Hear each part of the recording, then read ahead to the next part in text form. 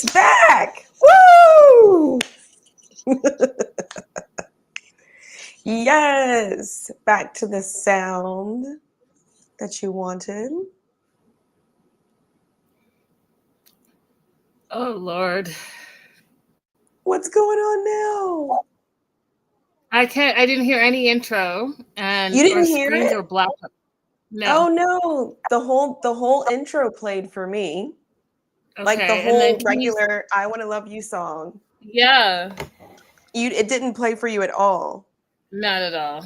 Oh, But so here we are. StreamYard, get it together. Killing me, y'all.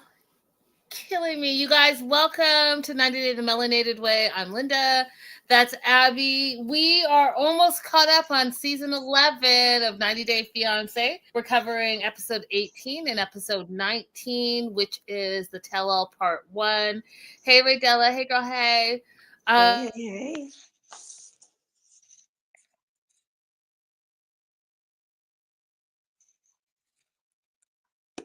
Oh my goodness, now I've lost sound. Oh, you accidentally muted yourself.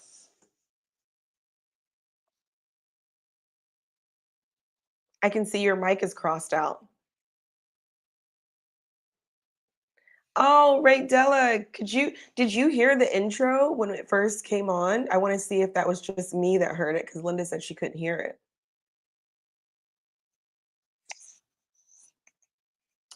Technical difficulties, guys. So sorry, just having some technical difficulties.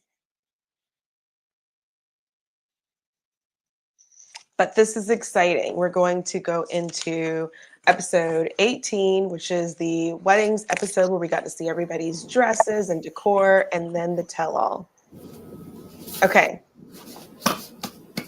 Now I hear noise from your side. I am so not impressed. I am so not impressed. I don't know what the intro was. Intro came in and it cut out. Anyways, you guys, let's just jump into it just in case. Yes, please do let me know if it played. Let me know if you saw Raydella, how it cut me off in the middle of me saying I'm hoping there won't be any technical difficulties. If that is not something. Episode 18, All You Need Is Love. They start the episode off with Sarper and Shekinah, as per usual. It's their bedding day. One of the things I want to do, Abby, is I want to rate out of 1 to 10 each of the weddings and your thoughts. 1 being trash, 10 being fantasy ideal wedding. Mm-hmm. So they're having their bedding day, and one of the things we find out is that Sarper's been having nightmares for like the last week, and including the night before his wedding. And he's not sure if he really wants to do this. And he's not sure when he's going to be 100% sure about this whole getting married to Shekinah thing. And some of the things that are worrying him right now is the prenup, the air tags, her selfishness, her insecurities. I'm throwing those things in, but for sure the prenup and air tags. So he's gone MIA again, and she's calling, she's texting, he's not answering, but really he just wants a few moments away from her to get his mind together. I can see that I'm freezing up a little bit, so y'all bear with me. Oh, so irritating. So she'll be back. It'll all work out. Thank you, Raydella, for going back and checking to see if the intro played. So that's good to know. So Sarper has been having nightmares. Do we think this actually means something? Is it just a coincidence? I think it's a psychosomatic response. There's something that he has not dealt with, it sounds like, from his last marriage that's resurfacing. And unfortunately, that's causing him to have a lot of doubts going into this marriage. But I also think that he didn't arrive in the US in the most comfortable situation. You know, remember, Shekinah kept it from him how small her apartment really was, and the fact that he was going to have to leave anytime that she had clients in the house, in the apartment. And so I don't think that's something you should keep from somebody. I think that made his arrival not feel as comfortable. He didn't feel as welcome in her space as he would like to have. So that probably added to his nightmares as well. Just saying, like the way that Sarper arrived in the United States and the small apartment, and he has to leave every time she has a client, wasn't the most welcoming arrival. So that combined with probably some of the issues from his last marriage, I could understand him struggling. If this cuts off one more time, I'm just gonna have to stream from my phone or something because it's doing the most. So Shekinah's calling. He's not answering. And one of the things that I think is important, you guys, to remember is that it's okay, especially on your wedding day, to take a minute to yourself, right? That's what you do. And allow the person to be in their moment, to regroup, to reflect, all of the things. I don't think you have to be breathing down your partner's neck because you have your whole life ahead of you to do that.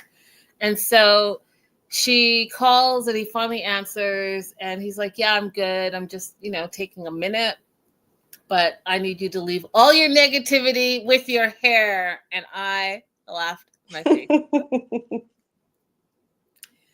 Now they're getting ready for this bedding. Abby, what are your thoughts on the bedding and what were your thoughts on this specific ceremony before we move on?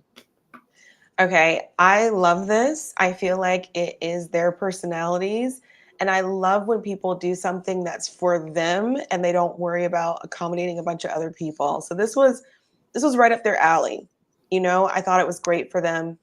I like the idea of having a small wedding, but I wouldn't do that in bed. It's just an awkward position to sit in. So everybody doesn't look good in pictures all squunched up on a bed like that. They pulled it off. Good for them. But I will give it overall a 9. Oh, wow. I love it. I love the fact that they said, let's do what matches our personalities and what we're going to be happy with. The flowers were absolutely gorgeous. Moving the bed underneath the chandelier, perfect idea. And the wedding coordinator was amazing. The way she kind of called crying and upset, and the coordinator was like, everybody does this. Not phased at all. Loved it. Everything was perfect for them. Okay, yeah, I agree with you. It's perfect for them. There's no way. There is no way. There's no way. There's no way. There's no way. Okay? I'm not having a wedding in a bed. I do love that it was small, intimate. It was just about them and it showcased their personality and their relationship. However, all of it, the shoes in the bed, the food on the bed, the friggin' Chippendale outfit, all of it, no, not for me, but for them, absolutely. If I was rating it for them, I'd say 10 out of 10 because that's for them. If I was rating it for me, I would say 2 out of 10 because y'all know, you guys already know how I am. You already know how I am.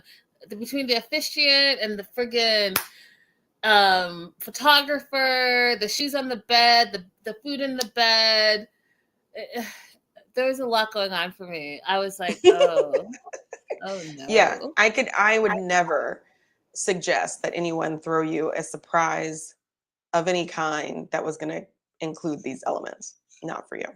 But for them, I thought fantastic. Oh no. Oh no. We lost Linda again, guys.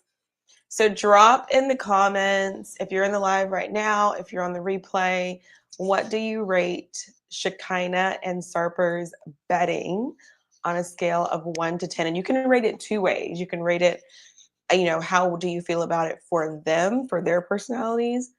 And then for you, like, would you ever want to do a bedding? Okay. So I actually took notes this time, but I'm going to wait for Linda to come back. She might come back on her phone before we move on to Stevie and Marty.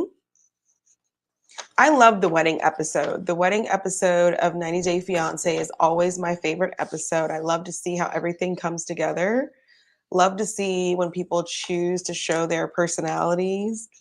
I mean, traditional weddings are great, but I think when you consider this wedding as how you are marking the beginning of your life together, when you do something that's really unique and all about your personality is really cool too.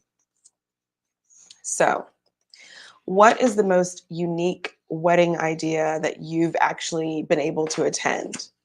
I haven't been to a super unique wedding. I've been to a wedding that I won't say it was a disaster, but it had a disastrous moment to it. Okay. I don't know what to Linda, do. I don't know what to do. I'm trying to are be you on like, your laptop right now or you're on the I am. phone? I just pulled up my phone because I just don't know what else I to wonder do. why it kicks you out and not me because you're the host. Right, but so it's my StreamYard, so it's something going on. And it's been going for the last 3 weeks that we've had issues. Yeah. Yeah, it's not impressive. Um, so one of the things I thought was important was that Sarper recognizes that he became a better person when he met Shekinah. And Hmm. he talked about his bottle collection and his black book and how he destroyed those things and how he just is better that he knows her. And I'm glad that he acknowledged that because, again, I think that he's grown on me this season, but I was not a fan of him. And so we credit Shekinah for kind of bringing him into his best self era. And as he continues to grow and gets better, I think that that's a good thing. Hmm. I did talk about in my notes his male stripper vibes, very Chippendale, but again, it was right in line with the history of these two and how they do things. So Chris was their wedding officiant. They sat on both sides of the bed, and their wedding vows to each other were really interesting to me as well, Abby. The one that stood out to me the most was Sarper's when he was like, basically, once upon a time, I was living a dirty, dark life. Thanks for not giving up on my red flags. I promise I'll never cheat on you, and I'm taking you as my wife. What were Hmm. your thoughts on that, Abby? If I was going to give people advice for writing wedding vows, for writing Instagram dedications to your partner, for any kind of public expression regarding your partner, let's just take positive. Okay? Let's keep references to negative occasions out of it. There's nothing I hate more than listening to somebody talk about the ups and downs of the relationship in an anniversary post or in wedding vows, especially when the ups and downs are not normal things. Like the loss of a job is a normal thing. The loss of a parent is a normal thing. If you're talking about like cheating as an up and down, I don't want to talk about that. This is your wedding vows. This is your anniversary post. So just keep it positive. Talk about what you like about the other person, why you want to be in this relationship, why you're so happy that this day has come. It's my advice, guys. Because once upon a time I was living dirty. What, Sarper? How about thanks for not giving up on my red flags? Okay, that's not something that I would encourage women to do, is to ignore the red. Exactly. Exactly. I mean, like, I don't know if, oh man, we lost her again. I don't know if guys like really realize the impact of some of the things they say sometimes so casually. So casually. His vows were just casually terrible to me. To me. Perhaps to Shekinah, they were perfect and right up her alley and she was fine with them. But, I wouldn't want those kind of vows. I'd want vows that talk about the same thing that he said when he was by himself. When he was by himself, he said, she made me a better person. She helped me turn over this new leaf. I'm this new modern man. He could say all those things as a part of his vows. But instead, he chose to do something different. I don't get it. It reminds me of listening to those podcasts. Like, if you've ever seen the Dear Wifey podcast, it's always something like, oh, well, I ironed his clothes while he was going out to meet his side chick. And okay. I'm on my phone now, so Okay. it's going to be a little bit different for me. Okay. It's just a little bit skinnier. Oh, It makes my head Lord. look enormous. I have an enormous head now. I just feel crazy, and I'm so sad that you guys, thank you so much for bearing with us. And we appreciate you, and I appreciate you so much as we work out all these technical difficulties. Thank God I charged my phone today because I am notorious for being on 10% or less. So yeah, long story short, I'm not into holding on to the red flags, you guys. I think that you should think about what you deserve and what you feel like you deserve and what's best for you. And that's not necessarily always meaning that you ignore red flags. That being said, they are happy. This was the best wedding for them. Hey, Dustin, long time Hello. no see. And Sarper does a little dance, a little strip dance for her, and they are off to the races. Matt, Annie, and Amani. Let me tell you something. Oof. Tell me something. Over it. So last day, and they're fighting as per usual. And Annie just thinks that Amani is crazy and out of control and that she is trying to control her through money and she's fed up with it.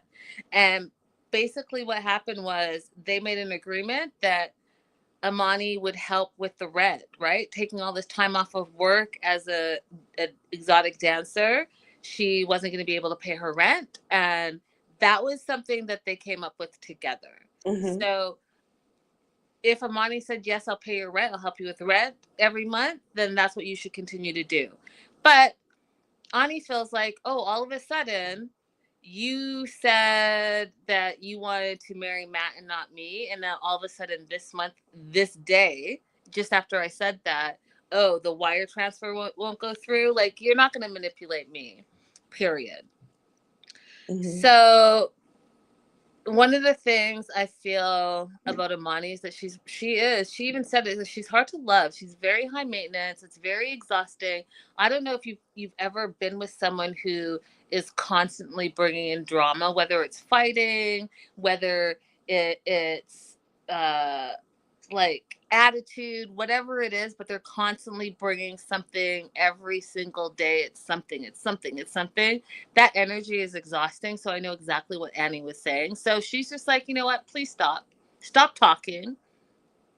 And she thinks Amani is crazy, and Amani tries to explain how she tried to wire the money and then she didn't get it, and she thinks that I cut her off because she wants to marry Matt. Yeah, those are all of the things that you did, and she calls you Mm-hmm. out on it.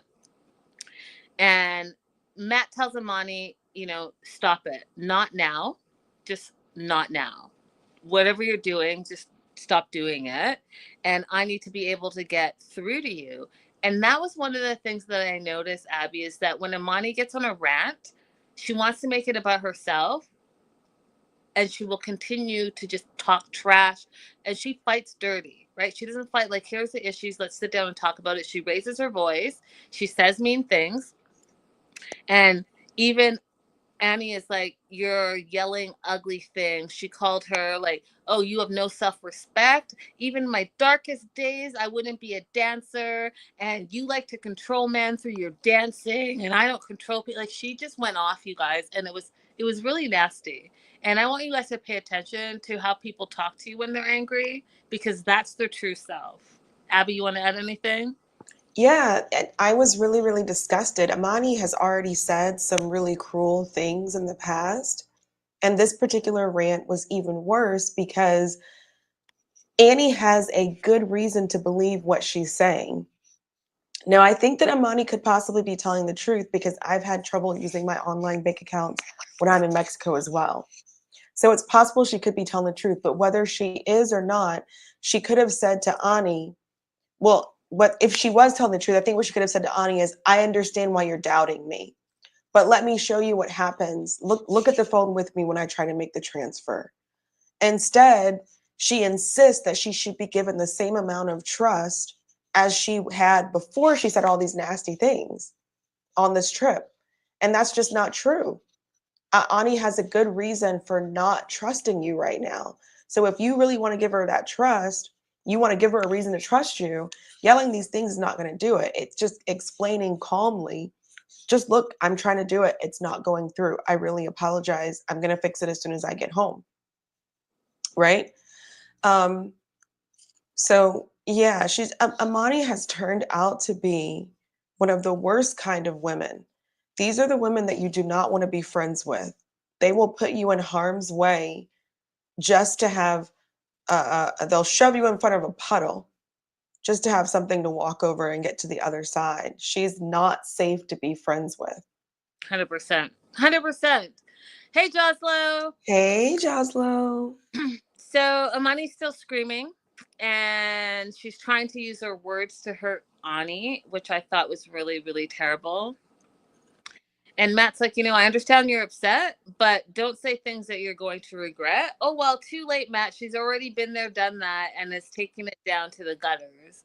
And the fact that you guys have been together for 10 years, you should know that this is her personality.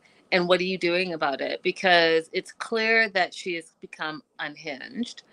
And she has a literal full meltdown, you guys. She melts all the way down like an adult tantrum, crying, all of the things. And one of the things I noticed in this, Abby, is that she was also doing that because she was not getting a response from Andy. Mm-hmm.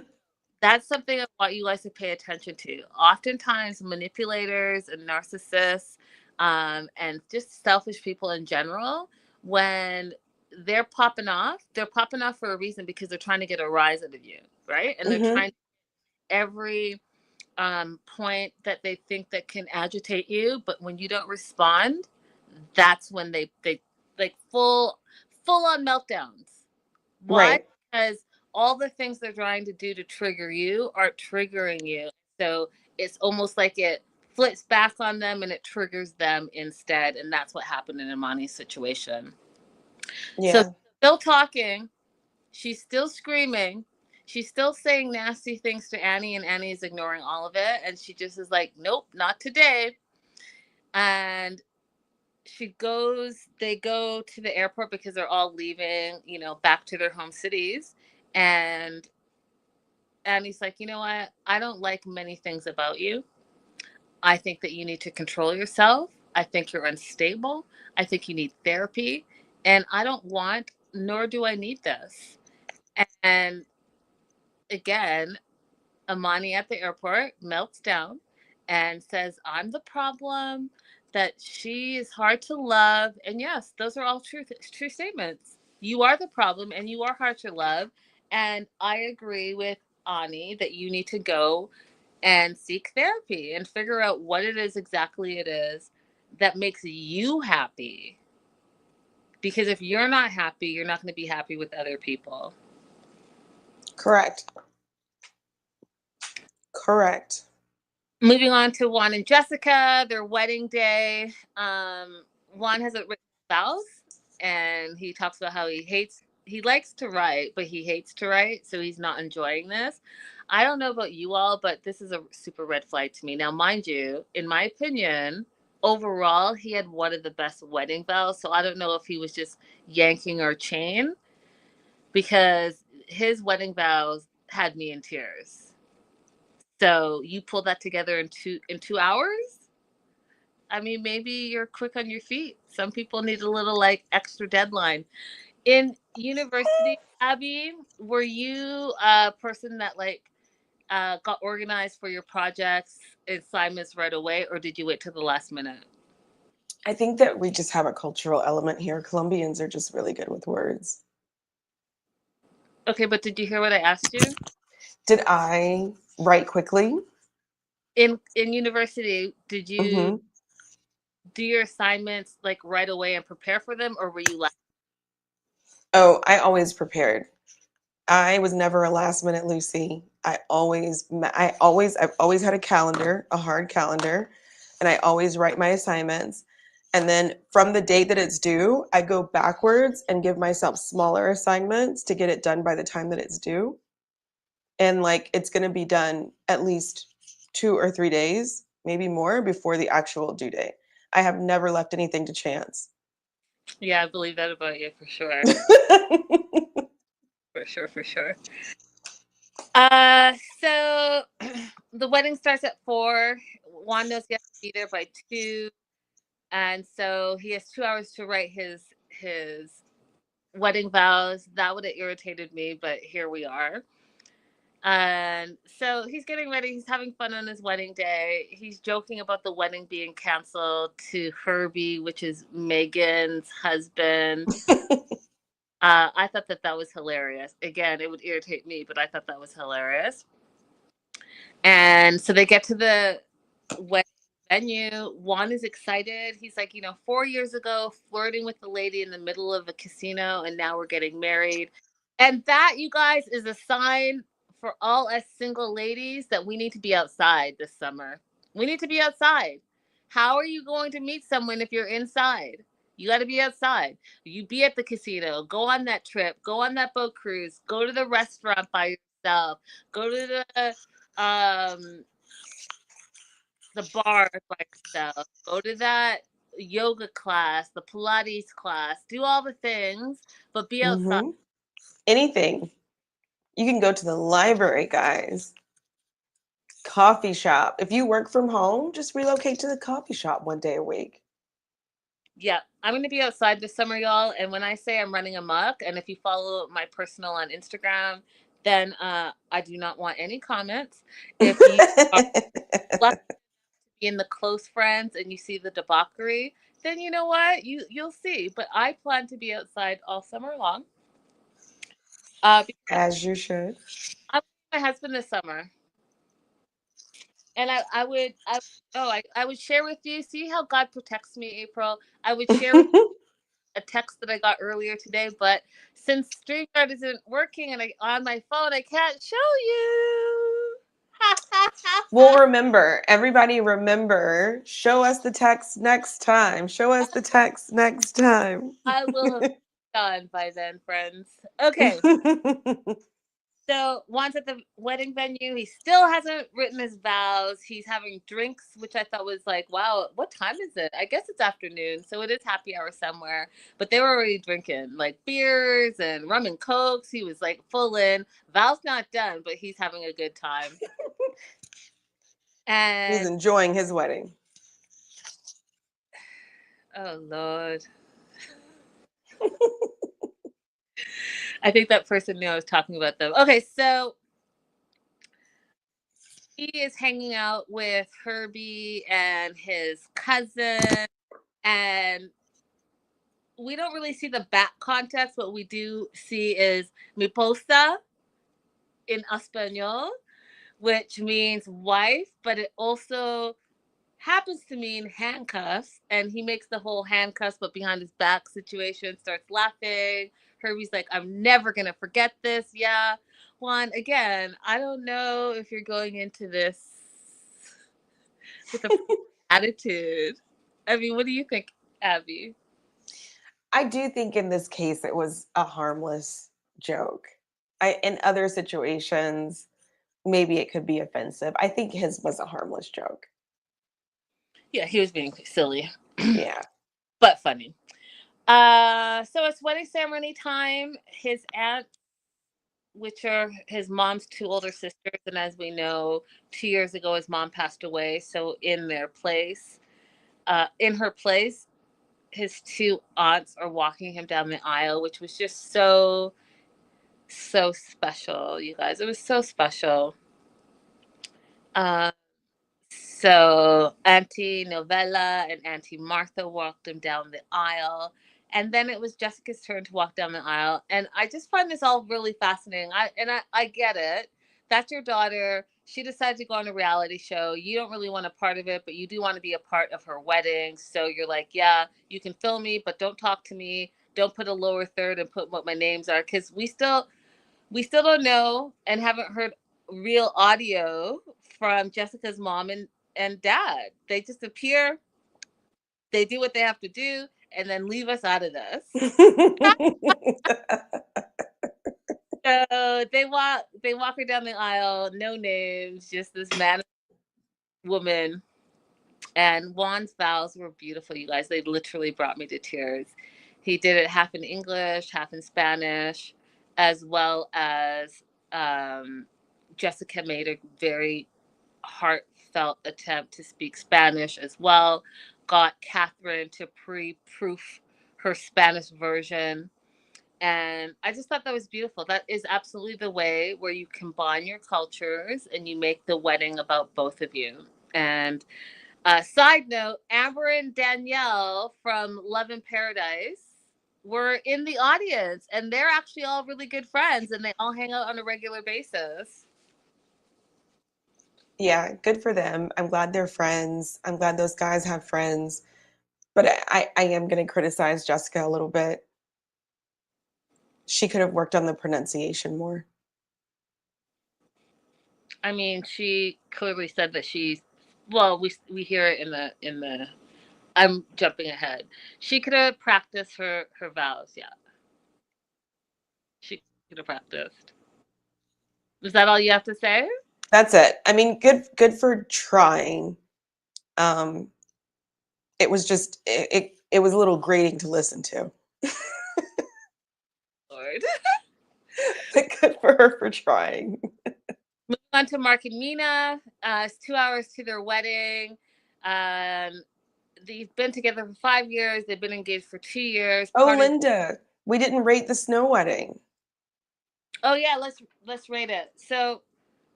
oh, did I already jumped ahead? Okay, so yeah, we rated Starper Shekinah. Matt, Ani, and Amani were never getting married. Okay, Juan and Jessica. What's your rating? 1 to 10, 1 being trash, 10 being fantasy. Okay, so I am actually going to go with a 9 again. I was really into the snow on the ground, and it didn't look like anybody was actually freezing. It looked like it was just, the snow was there, but it wasn't super, super cold, so you could still be outside. Like, I didn't see anybody clenching their, a jacket tight or anything like that. So I loved the, I don't know what that's called. It's not brick, whatever they were standing on. I don't know what that's called, but I love the placement of that, and I love the colors. Yeah, I was into it.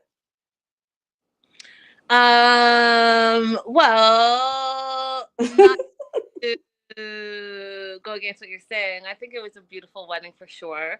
Definitely, his uncle, Juan's uncle, and his aunt Novella were freezing. They had the blankets around. I don't know if you remember, but his uncle literally had the blanket Oh, I didn't see that. up over his nose, and so did his aunt. So people were freezing. I am gonna give it a 5. Okay. I thought I thought the ceremony itself was great. Didn't love the location. Didn't love that there was like no fire pits or any of that stuff. So it's gonna be a 5 for me. It's gonna be average. That makes sense because you saw them struggling with the weather. I didn't. I missed that part. So that makes sense. Uh, Mark Okay. and Mark and Mina, yeah. So 2 years engaged. She's still really sad that Clayton can't be at her wedding. So she wants to make sure that she involves or includes a picture of her and Clayton that will be placed on a chair, as well as they're going to live stream for Clayton. Now she's getting ready, and Black girls, I'm going to talk to y'all right now. I'm going to talk to y'all. I'm keeping it real. But Delita, her hair makeup person, did her dirty. This install, the hair install and the makeup for her wedding day, it wasn't hitting. It wasn't hitting. Not for her special day, it wasn't. I get she wanted to do the full pull back, right? You want to pull back and be all like sleek. But when you're going to do a lace front and you're sleeking it back, you got to pull out the baby hairs and not be crazy with it like you see with the swirls, but you got to pull a few out so it looks more natural. This, like, when you see a barber and they do a hairline on a guy and you get that line, that should not be happening on women.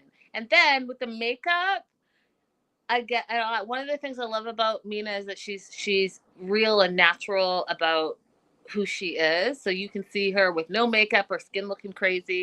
If you look at me right now, I have this, I'm going to post it later on my stories, but I have this pimple in the middle of my forehead. My skin's been breaking out. I don't know what. I'm allergic to something. I don't know what. Hormones. I don't know what it is. But they lie to you when they say, it's only when you're growing up and going through puberty. No, no, That's it. Mhm. lies. But I thought that Delita did her dirty. I think that this was not her best look. I've seen her look way better with her doing her own makeup than what I was seeing on her wedding day. What were your thoughts on it, Abby? Oh, I don't want to tear her down too much, but I didn't care for her look either. I'm I not. didn't think that her dress fit very good.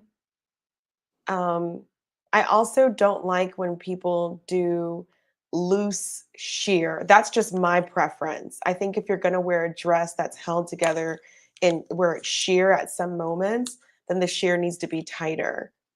So the loose sheer between the boobs was not doing it for me. Um, and I agree with you on the hair and makeup. Despite me not enjoying her hair, makeup, or dress, she still radiated coming down the aisle with just like joy and happiness. But I fear this was not a good look for her. Okay, and so we're clear. I'm not tearing Mina down at all. Oh, Not at all. And I agree with you that she 100% shine because she's always going to shine because she's a star and she's a beautiful soul. I specifically said Delita, her hair and makeup person, because that's her name. I made a note to write it down, and my note was she did her dirty. That was not your best work, Delita. And so I blame Delita. I do not blame Mina. Mina did what everyone should do. And I believe Aaliyah alluded to it in this episode as well. When the circumstances are not great, you still have grace and you still enjoy the moment. The people are there for you in the moment and you make it about the moment. And that's exactly what Mina did. I'm just saying, Delita, you could have done better. yeah. Have you seen Delita's other work? If not, but I will probably look it up because I am nosy like that.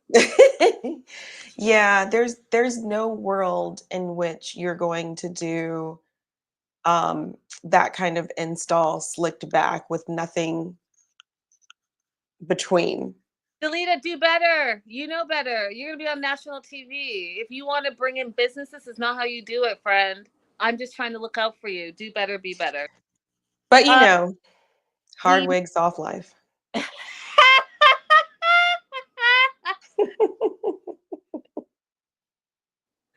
we meet Felipe, Mark's friend. I don't recall ever meeting him before. And my question to you, Abby, was he also the officiant? Say the whole thing over again. I missed the very first part. We met someone that we never saw before. Felipe, Mark's best friend.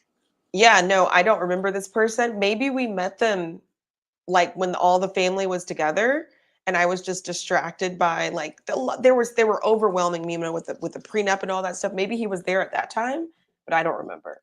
Yeah, no, I don't think so. And you guys let us know in the live chat or in the replay. Have we met Mark's best friend before? Because I do not recall. And I also don't know if he was actually because we didn't hear him speak. But then I was like, oh, is he from France as well? And was he the one that was officiating the wedding? I was because Mhm. that was all the same person, but I could be wrong. Mhm. So there at the venue, Mark has nicked his face while he was shaving, and he kept that tissue on his face the whole to the very last minute, y'all. They're taking pictures, and at first I was like, "Oh my god, I can't believe you're taking pictures like that." But then I thought that will be good for like behind the scenes when they go back and look at their wedding photos and be like, "Oh, remember this?" So I was okay with it after that. Wedding's about to start. Jordan, who is a hater 2x4, 1000%, is happy. This is the first thing she says. She's happy that Mina signed the prenup. Oh, that's where your mind went. That's where your mind went. Hater 2x4. And so the ceremony starts. Mark gets down there. His whole family is there. again, I really do have questions about the whole family dynamics because there are a lot of people there that they show consistently but without words, and I would like to know who they are. Hmm. But who stole the show was little Maria, who is the ring bearer, and she had the box open, and when Daddy called her, she ran, and it reminded me of a Beyonce moment where she ran. Mark picked her up, and then she turned to the crowd and she started waving or the crowd. Really sweet moment. Everyone started waving back to her, and it also made it a very inclusive situation, which I thought was beautiful. That was a really cute moment. Yeah. So Mina looked amazing walking down the aisle, and again, despite all the things I just said, she was radiating down the aisle. And they had a dual language officiant, which I loved that. Again, a way to include both cultures, you guys. Keep that in mind because we don't often see that on 90 Day Fiance. Um, their wedding vows were pretty standard. Nothing that they had like written separately and apart, but it was still quite beautiful. At the end, Mark was like, "You are my person," and Mina's like, "You are my person." This is rich people stuff. They walk down to their plane, the hydroplane that's waiting for them, and they fly off to the reception.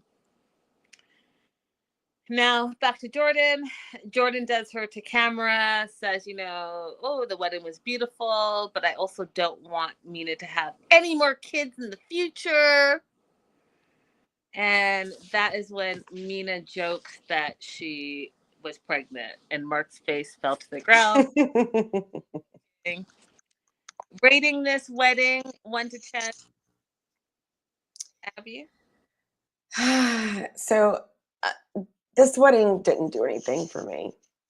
There was nothing like particularly interesting about it, as much money as they have. Where was the something different or something interesting? There was no particular, like, yeah, they had an officiant who was speaking French, but there's no cultural elements here, not even like American cultural elements. You know what I mean? Like, this wedding just seemed like devoid of character. If we didn't have a little moment with Maria, we'd have nothing. And I do not care for the optics of Clayton being on the TV screen and all the white people are on the other side. So I unfortunately am not going to rate this wedding very high. I'll give it a 4. I do want to also say that we saw Jack, who is Mark's son, that we saw for the first time, and clearly he didn't want to be a part of it either because he said on his part. Alex, his sister, was there. Again, no words. I just find it interesting the people who are like, "Oh, if we must, we'll be here," but like, don't come talk to me. I am gonna give this wedding a 5 as well. It didn't like knock me off my feet. It was okay, but I do think it was right up their alley where it was very like nondescript. This is who we are, and you know. I agree with Abby. I think that Maria stole the show. I do like the plane situation. I wouldn't be mad if my husband had a plane to jet me off on my wedding day. Moving on to Sean and Aaliyah. It's the day after their wedding. We find out that the mom actually really did hurt her foot. She tore ligaments on both sides of her foot. Didn't get home from the hospital till early into the next morning. And things are just bad, you guys. They're bad with Sean and Aaliyah, but they've been bad. Like, how do you have a terrible wedding and continue on? Like, you're just setting up your married life poorly. It's I don't know how they can do it. So they slept in separate rooms because they had a terrible wedding. They were mad at each other on their wedding day. And Sean, they go for coffee, and Sean decides that he's gonna communicate to Aaliyah how he was feeling, and he felt that she was very selfish yesterday. There was no bride for 2 hours, and he feels that she took the joy out of the entire day for him. And between her lateness and no concern for his mom, who, was injured, was really bad for him. And he just feels like he's a generous person and a giving person. And what he doesn't like is a selfish person. And he feels like she was selfish in that moment. What were your thoughts on that, Abby? I understand, but I also want to hear Sean acknowledge that he could have opened his phone and called Leah as well. They're both at fault, you know? So in this long speech of explaining how he felt, which is fine, somewhere in there just say, I guess I could have called you 30 minutes and I could have called you 45 minutes in as well. But it was none of that. It was just like, it's all your fault.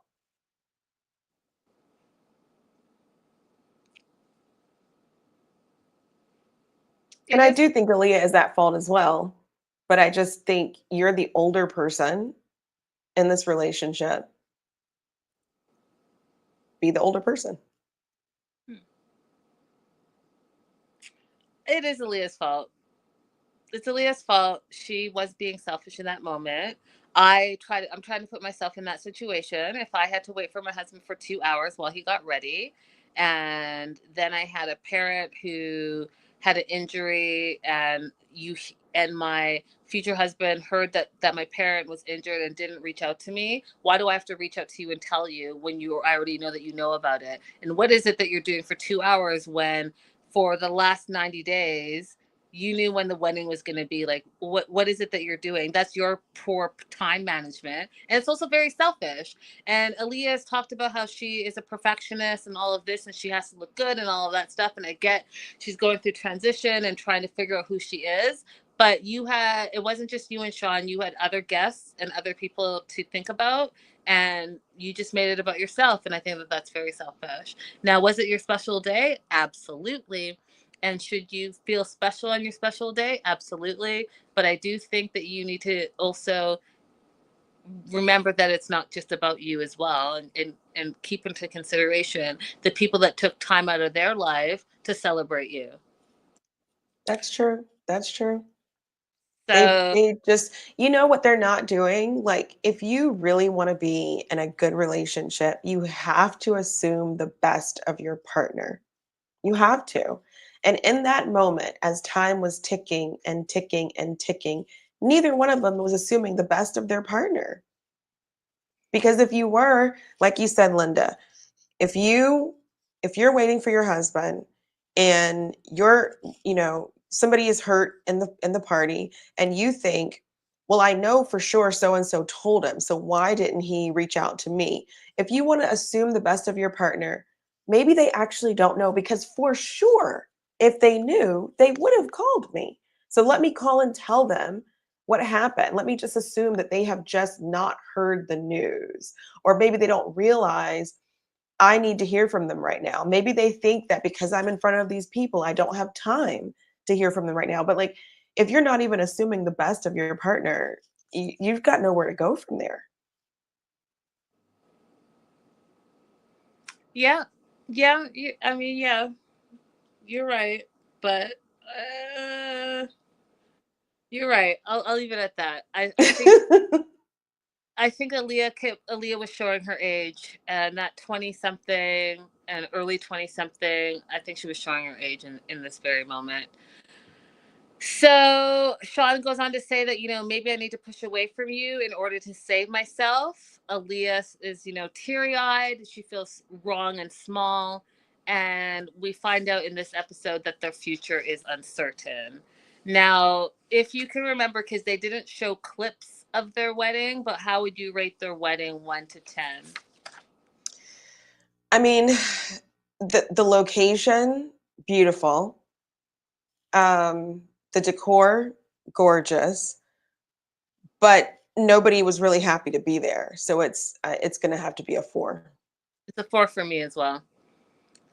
It's a 4 for me as well, and a generous 4 at that, because if I was sitting around for 2 hours in that crazy heat, over 100 Fahrenheit, for my Canadian friends, like 40 Celsius, for 2 hours, I would be pissed. And think about it, they were drinking champagne. It was a mess. I'm surprised a fight didn't break out. I'm 100% sure I would have just gone home. I've gone home for less. On to Stevie and Maddie. Um,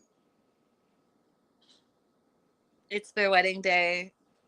I find it hard to believe. Well, I guess I don't, because he gave a reason. But Madi doesn't know how to tie a tie, and neither does Sahid. But what was crazy to me is that you see that Sahid, before they leave, is his tie is all tied up. So who tied that for you? And then when they get to the venue, all of a sudden, Madi's tie is tied up. If you guys are going to make that a storyline, I'm going to need you to follow through with it. So who tied it for him? Both of them allegedly did not know how to tie that tie. And all Yes, of a sudden, producers. yeah, Mm-hmm. terrible. And he had one of those, like, I don't know if you guys have ever dated like a guy who's like super fit and they get those stretchy button down shirts that show their muscles. He had one of those on, and I just was like, wow, that's a really tight shirt. But you know, pop off, Marty, pop off. They get to the venue, and one of the things I thought was beautiful, again, is incorporating culture, is uh, Stevie surprised Marty with the Hafsun, which was a symbol of Persian culture, 7 things that start with S, that in a few days was going to be Persian New Year.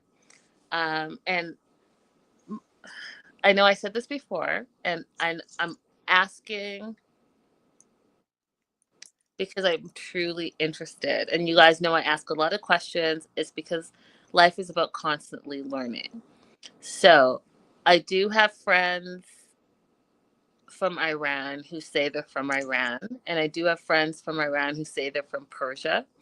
And I noticed in this um, episode that instead of saying Iran and Iranian, Madi switched to Persian and Persian culture and Persian New Year. And I know you guys are going to explain it to me. And so I'm going to ask, because there's nowhere in present day that's called Persia. And I know about the Persian Empire way back in the day and how it evolved to Iran and Iraq. So are you calling it Persian? Are you calling yourself Persian in honor of the Persian Empire? Or are you saying Persian because of Western beliefs about Iran? Oh, I see what you're saying. I understand the question. I think the answer is no, but obviously I'm neither Persian or Iranian, so we'll let the comments tell us. But I think the answer is no. I don't think that they would define themselves by Western standards. I think that some things are part of Persian culture persisting before the existence of Iran, and that calendar is one of them. And so that's what I'm asking. Is it in honor of the Persian Empire and the history before Iran was Iran? Let me know, because no one seems to be able to answer that question for me. So let me know. Mm-hmm. So Maddie was very touched by it, almost to the point that he, quote unquote, felt overwhelmed. It's the first time that he's celebrating Persian New Year without his family. He's getting married. He's in a foreign country, foreign culture. So all of that is very overwhelming for him. But he is touched that Stevie took the time to remember him and include his culture in their wedding as well. Um, Stevie shows up, and if you guys remember, she bought her dress off of Amazon, didn't try it on till the day of her wedding, but she looked beautiful. She shares a really sweet moment with her dad. Dad says, "You look beautiful." But Dad was funny in this to me because he had all these low shots to camera when he was doing his one-on-one to camera, and one of the things that he said is that, you know, he's cool with any more surprises from Stevie. He's surprised that she's getting married. He thought for sure she'd either be pregnant, like a baby mama, or a lesbian. He did see a wedding in her future, which I just was like, dang, Perry, okay. Madi is happy, says, you know, everything that they went through, this life is going to be worth it, meaning married life. Now, they do their wedding vows. I thought that that was beautiful. They had it, and we'll talk about it when we rate the wedding. And then they go back to the ceremony. And I know you guys only had 2 weeks to plan it. Well, and honestly, they had longer than that, but I'm gonna say it was 2 weeks. But loaded mashed potatoes at your okay, okay, okay. That's all I got to say about that. Do you want to add anything before we rate it? I don't know. Like, I don't know. There's got to be caterers available, but Had to, whatever. because that food was not giving, and loaded mashed potatoes, y'all, and a friggin' uh, I didn't even know because it's so long ago, but like a punch bowl, Yeah. scooper, the cake that you got down at Ralph's or wherever you got it from. It's not just married. So the food they had the first night that he came was also terrible. So one of the questions I would have for them to tell all is, what is going on in Hattiesburg that y'all can't get good food? That part. That part. Let's rate this wedding. Okay. I loved the brick, the lights, the Norwa's table, the half sin. I liked her dress. I thought it was very her. So I'm gonna give them a 9. Wow. Yeah. That's The only thing I didn't like about their ceremony, which why should I take an issue with it if they don't take an issue with it, is it was all Christian. And if I'm not mistaken, he's not Christian. interesting. Maybe he's converting. We don't know.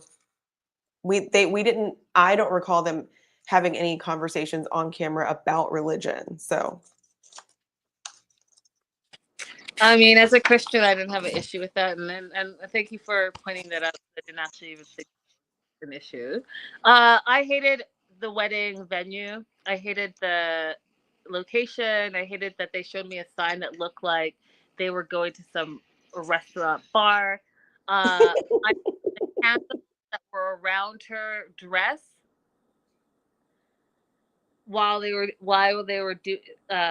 saying their vows, that stressed me out. Like the cat with the plastic candles, because if they were plastic candles and they just like the little lights, then no. And if they were real candles and her dress is right there, still nah. I didn't like the loaded mashed potatoes. I didn't like the sparklers when they were leaving, and the sparklers and like sparkles could jump out on the dress and the shirt. No, I did no. The exposed brick, I'll give you that. But even the color, like what was the theme? What was the color situation? I didn't like it. So yeah, it did not appear to have a theme. there was too much mishmatchy going on. The good thing, I personally loved their vows. I loved that they talked about husband and wife being a constant friend, a faithful partner, love you in sickness and in health, in joy and sorrow, in life and death. That was my favorite part. I thought that those vows really spoke to me specifically, because I think all of those things are important. But the overall ceremony, I'm going to give it a 2 because Mhm. it seemed no, it wasn't. Okay. It was so far. For all the weddings, there was not one that it's been like a 5 or less for me. Yeah, I would not think that any of these weddings are weddings that you would like to have. Not one, No. not one, y'all. There is not one. That's probably why I'm single. Better. No, it's not. We're moving on to the tell-all. You guys, I can't believe we finally got here. We are on Yes. 11, episode 19 of the tell-all part 1, and it did not disappoint, y'all. It did not disappoint me at all. When I say it brought the drama, bring it on, y'all. And go ahead, be at war with all of them, okay? All of them. Shikane arrives. She's not good with Sarper. She's not with a unified front with him, so she came in solo. Then Maddie and Stevie arrived, and again, questions of her sexuality are starting to come up. Joan and Greg arrive, and Joan has him. He's carrying everything. She's having a coffee, and she is just looking at him like, "Go ahead, peasant." Tell the producers that she's quote unquote training him. Again, that wouldn't be for me. Come fully trained. Come fully trained.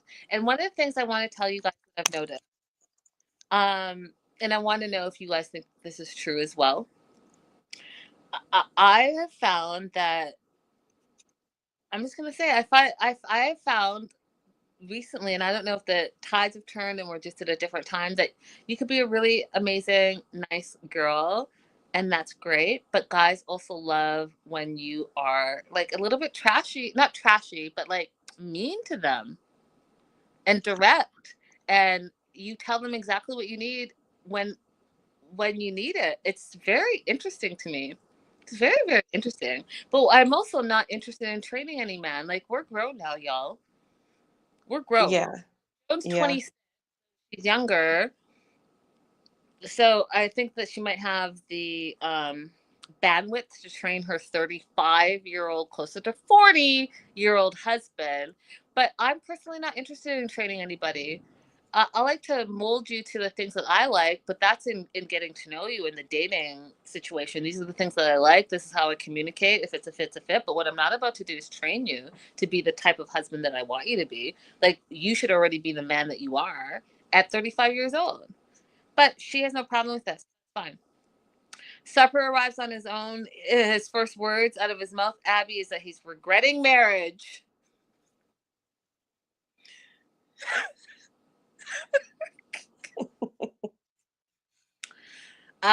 Maddie and Greg meet, and here's another thing that I think is funny about men. So they're both allegedly tall, and Maddie says he's 6'4", and Greg says he's 6'3", but Greg in the shot looked taller than Maddie, which is why there was something funny.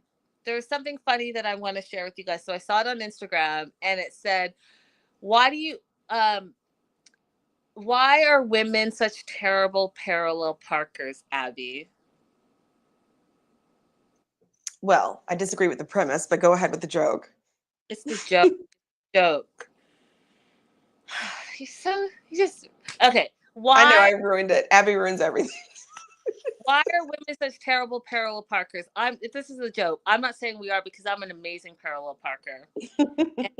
I know that a lot of you guys are as well. But the joke is, women are terrible parallel parkers because they're constantly being lied to what 8 inches is.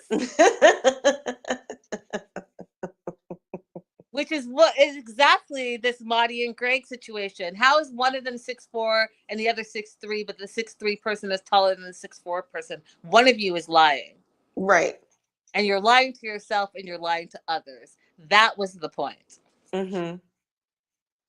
Greg meets Sarper, and Greg is a super fan of Sarper. Like, when I say he lit up, y'all, he lit up. Sarper is his favorite person. Meanwhile, Greg is like sweating bullets. I'm not sure what was going on there. Maybe it was his nerves and excitement. Probably. A combination of all of those things. And so Sarper and Greg and Maddie are kicking it in the back and in the green room area. And Sarper is giving his advice on how to handle a tell-all. And he calls it the cancellation method. And I don't. What you want to do is tell everyone exactly how you feel. And how you do it is you compliment them first, and then you insult them. Greg, I think you're great. but you're sweating bullets. Yes, Sarper, just don't forget you have to close the sandwich. So if you're going to do the sandwich method, nice thing, not so nice thing, nice thing. You got to close the sandwich. Yeah, he wasn't doing that. He's like, nice thing, mean thing, and then smile in their face. That should be it. He's an open face sandwich. Okay, you guys know that I was having technical difficulties. Oh, this is still my computer. I just need to get a charger for my phone. And so I'll be right back. Abby, Yes. if you want to hold the line for a minute. Yes, we'll hold the line. We are waiting for Linda to come back. Look, that was so fast. Yeah, because I knew where it was exactly. All right, let's plug this in so that no more technical issues for the day. I have had enough. That being said, Leah and Sean arrive, and we find out there's a lot of changes in their relationship. And one of the things that I was like, just tell us, Sean, or just don't say anything. But Sean says because there's a lot of changes in his relationship, he doesn't know if he's just going to hold back and not tell us, or if he's just going to come clean.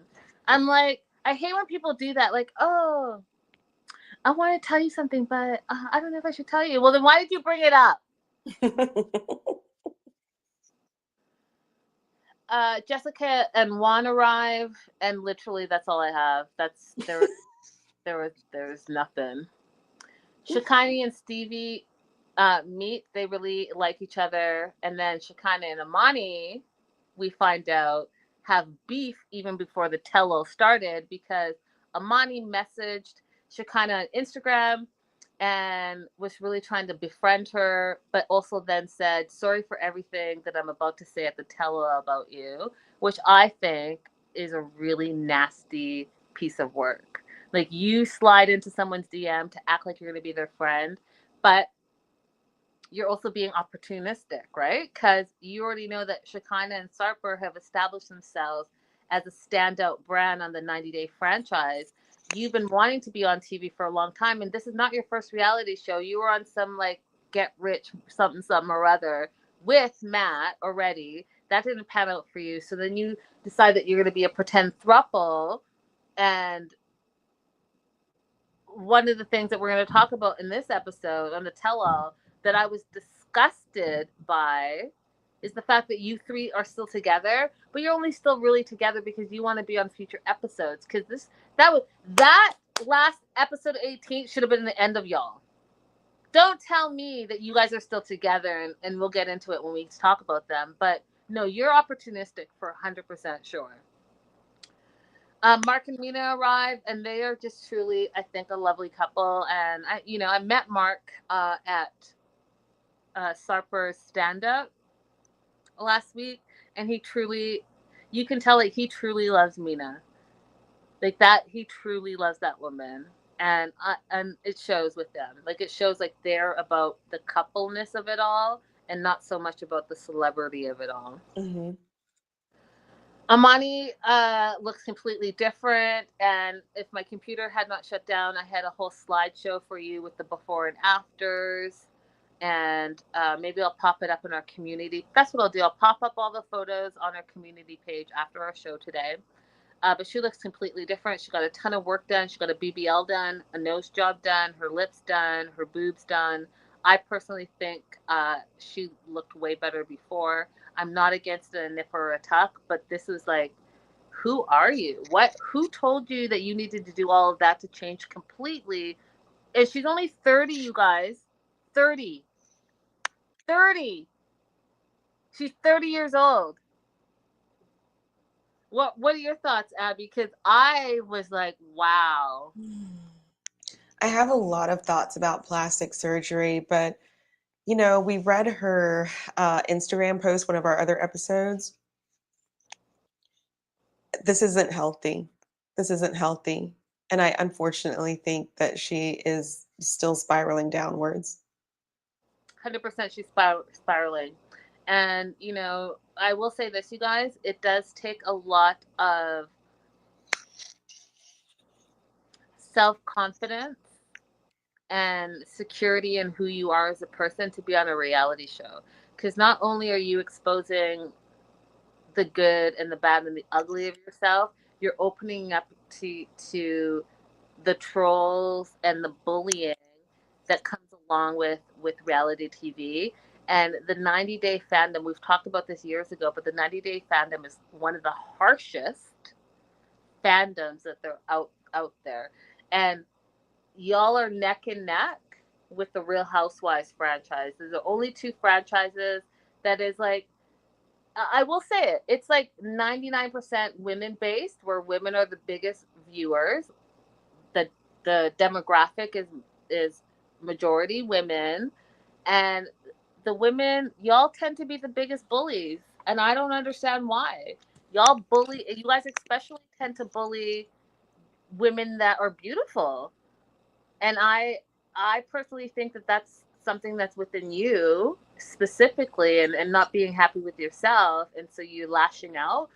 But if it's something else, let me know, you guys. I'm not sure what it is, but this bullying business is it can be something. And some of y'all have tried to come for me on the 90-day page. And when I say, you know, and Joslo, she can back me up, maybe not. But Canadians were very, very nice all the time. But don't it takes a minute to get me there. But if you're gonna get me there, then be prepared for what I'm going to say back. Because what I find is that when y'all come for me like that, and then I say a little something, and then you say, well, why are you picking on my comment specifically? Don't friggin' tag me then. Don't talk crazy to me online. If you don't expect me, because I can't read all the comments, obviously, but if I see it and it's crazy, you tag me, you said something, be prepared for me to say something back. And Mm-hmm. then be prepared for the regular people who agree with what I said, maybe not so much how I said it, but the principle of it all, to chime in as well. Don't then play victim. You can't be a bully and a victim at the same time. Stop bullying women. Love on each other, support each other, lift each other up. We have it hard enough as it is out there. Mm-hmm. All right, thank you for coming to my TED Talk.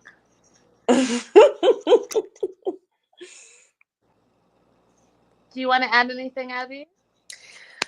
No, no, no, Okay. no, no, no. I don't. Um, yeah, we can go ahead. Okay, so the women are sitting back there. Joan asked Stevie, why does she have so many boob portraits?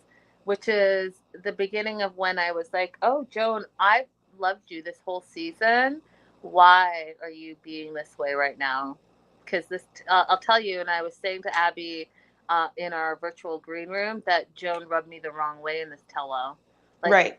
what I don't want you to do, Joan, if you see this, if you hear me, is don't change who you are because you're in America living your best life. Be the Joan that you always were and always should. Mm-hmm. Because this little attitude business, whatever's happening with you, it was not a good look on you. You look terrible, and you are perpetuating the stereotype of Black women, and I don't want that for you, and I don't want that for us. There's so many interesting things about Stevie that she could have asked about or talked about to get to know her. That was the least of them, in my opinion. So I didn't care for that question either. You guys, we can relate to each other and talk to each other nicely. It's okay. Yep.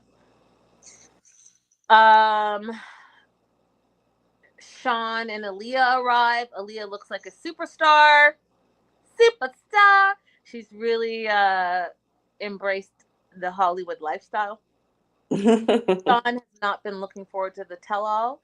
And so Sean, the host, arrives and she talks about how there are 6 couples and 1 throuple to talk about.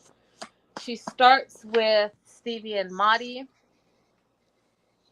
and how they didn't take the full 90 days to get married because they wanted to save money. And Sean, the host, asked them, was it worth it? And both Stevie and Maddie said probably not. However, we do find out that Mahdi has already gotten his green card and is working. Congratulations to Mahdi. He's working as a personal trainer. What were your thoughts on that, Abby? That's excellent. So that would mean time frame wise, they got married definitely before the filing fees went up in April. And he also said it was before the Persian New Year, so that was before the end of March. They got married, early mid March sometime. So that means that he got his green card in maybe less than a year. So that's really good. They put together probably some really strong evidence, and he didn't have to have an interview to get it granted. That's probably what happened. I'm shocked because that was fast. Yeah, that was really fast. I have had some that go that fast. Like the people who put together, if they give me really good evidence to start with, showing that they're financially entangled, that they've had, a lot of visits with family together, that they know a lot about you, and if they write personal stories, that helps too, guys. A lot of times you want to just submit letters from friends and family saying, yeah, we know them as a couple. That's not as strong as if the two of you write a personal story explaining how you met, how your dates went, how you decided to get married, or if there was a proposal. Like writing that personal statement and submitting it with your application is a lot stronger than a bunch of letters from family that's like, yes, we know both of them as a couple. They're great people. There you go, you guys. Some more immigration knowledge. So, Maddie struggled a little bit from being so far from Iran and his family over this last year or so that they've been married. But he is happy that he's working as a personal trainer. We do find out that Stevie's helping him with that by sending him females his way, and we learn a little bit about Stevie in this tell-all part one, where she suffers from extreme fatigue, from narcolepsy, and how she kind of went through a whole fitness transformation. She was over like 200 pounds, she said, and Maddie helped train her to feel like her best self. And again, I had photos and everything for you guys, and I'll pop that up in the community page. But she has really done a transformation over this last year. Um, and then we see Veronica, and we know Veronica from 90 Day Pillow Talk, as well as Single Life. And she is also dating a Persian guy. And she says hi to Maddie in Iranian, Persian, whatever you want to call it. Let me Probably know. Farsi. I mean, Farsi, if you want, whatever you guys want to say, you let me know what you want to say. I'm not sure at this point anymore. But I thought that was I liked that. I like that she made that effort.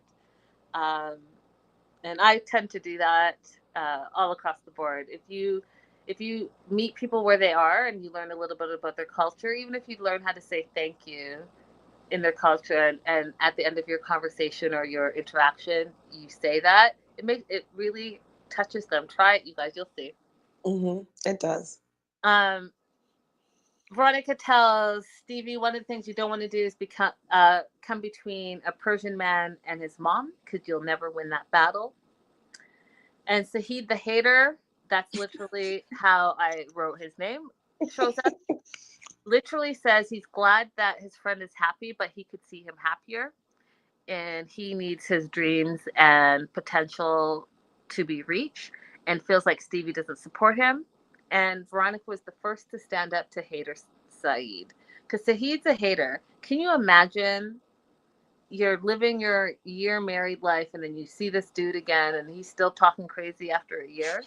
And we find out that he told Mahdi that he could come and live in Cali and live with him. Again, last episode I said that this guy's in love with him. I'm standing on business, 10 toes deep in. So I think that in Saeed's mind, that Mahdi is in the United States for the purpose of working and building an empire and probably sending money back to his family. Maybe that's what Saeed came and did, and that was his focus in arriving.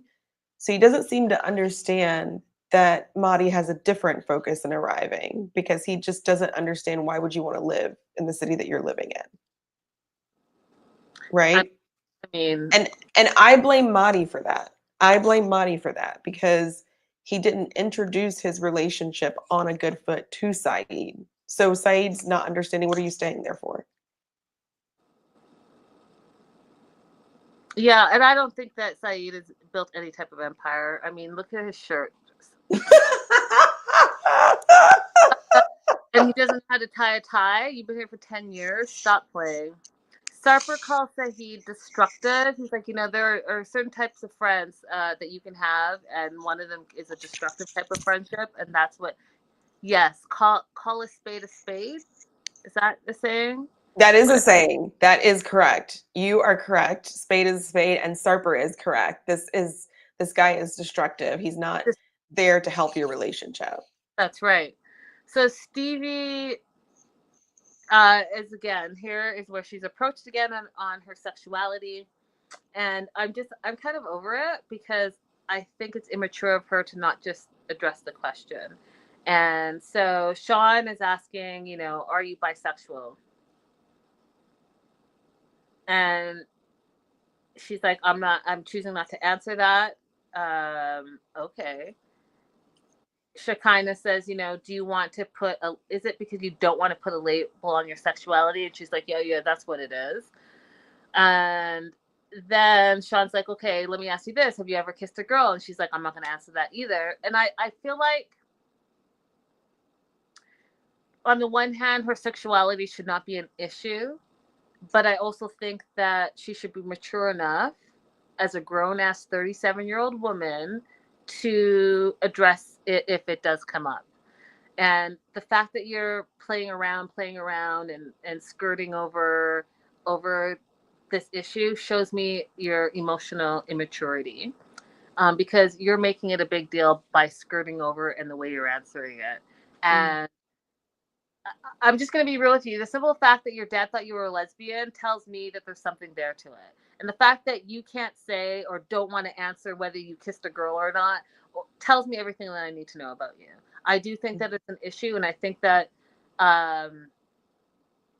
it's something that you haven't dealt with, and that's okay. You are going to come to your conclusion in your own time, and that is absolutely your right. However, I do think that you're being immature on how you're going about it. Abby, thoughts? I think that we don't know how to have these conversations sometimes. I think it's okay for Stevie to say, I do not know, or I'm working that out. But we don't teach people that it's okay to say those things. And so I just think she doesn't know how to deal with constantly being asked this question when she potentially is in a space where she honestly doesn't know. You know, I just don't think that where she's from, that she's had an opportunity to really explore and figure all of that out for herself. And now that she's in a heterosexual relationship, how do you then say, I'm going to define myself as anything other than hetero inside of this relationship? We don't really have healthy conversations around how we can help people do that and let people live in ambiguity. I also don't think she feels safe expressing it, you know, not in front of even her partner when they were alone, and definitely not in front of this somewhat hostile audience. This audience, I think, has to feel a bit hostile to her, except for Shekinah. And one time, I'll say something nice about Amani. Shekinah and Amani seem to be trying to give her a little bit of an out, to handle the conversation. But I just don't think she's in a place to have it. And I don't think we as a society allow people to live in ambiguity. She doesn't know. I don't think she knows. She does know. I don't even think that. So, and as far as her dad, I think that men like him just don't think that 37-year-old women can possibly be single by choice. I think that he would, if he saw any older woman that was single, he'd probably say, oh, they're probably a lesbian. I just think that's the kind of person that he probably is. But I think she does know.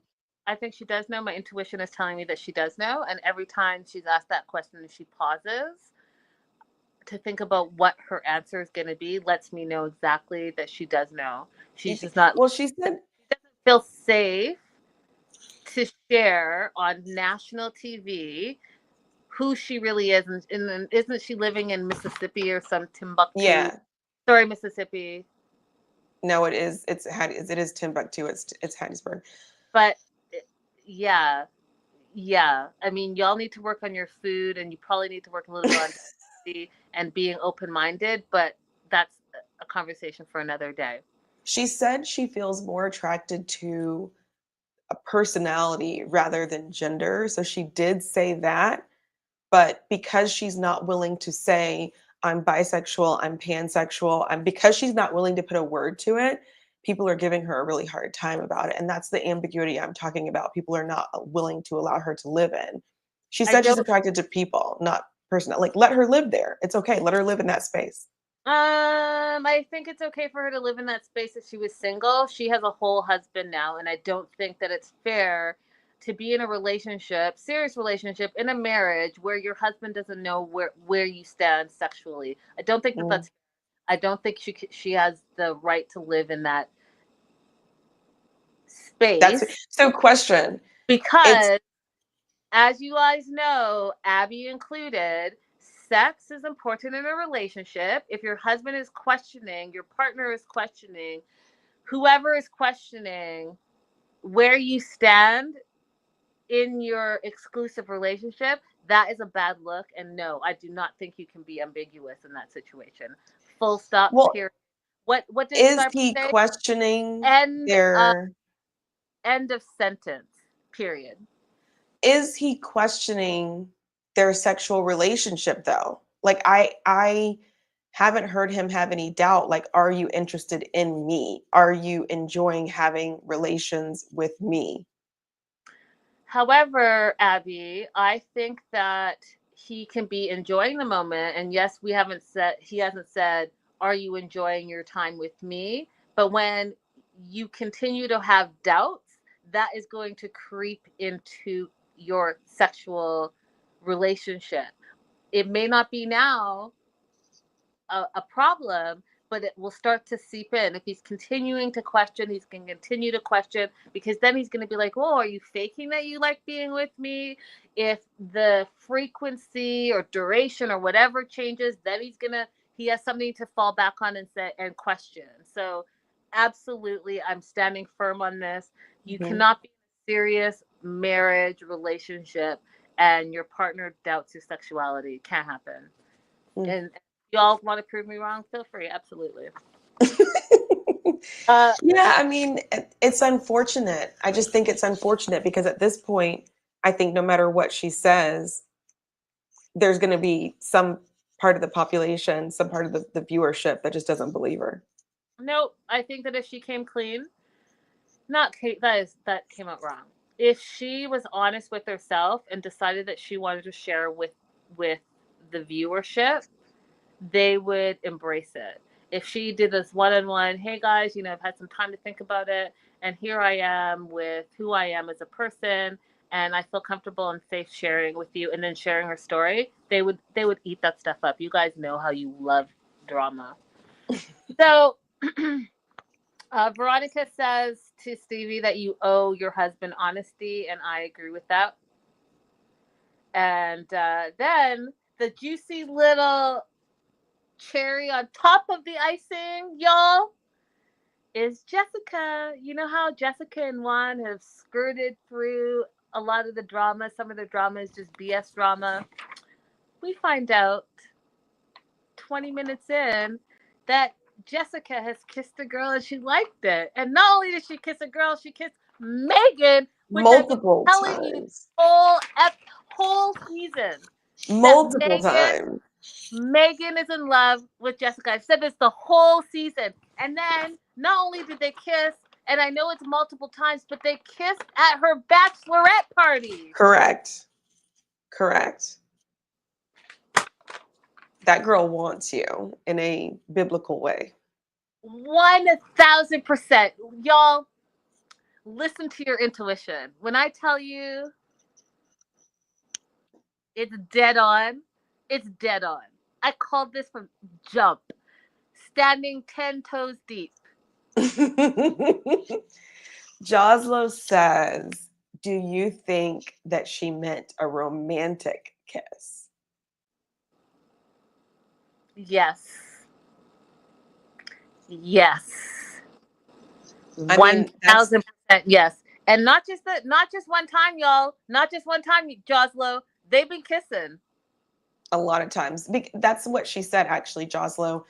They asked her, or somebody asked her at one point, like, was it just a friend kiss? And she said, no, like a real kiss. Yep. But she went on to say that she wouldn't have a relationship with a woman. So you don't make that kind of lip. I mean, you don't make that kind of leap from a platonic kiss to a I wouldn't have a relationship. Like it was a kiss of a sexual nature. She said that it was like they go and have their margaritas, Joslo. They Mhm. get sloppy drunk, and And then they make out. they make out, and she's cool with that. Hmm. And I saw something. I think it was on like it was one of those. It was like People Extra, one of them. But there's some lady who was married for like 14 years, divorced her husband, reconnected with a oh gosh, I'm butchering the story. But basically she was married for 14 years, knew she was a lesbian the whole time, reconnected with some friend. Now she's with her partner. And I'm just saying, today on June, whatever, my phone's here, I don't know, 30th, 30th.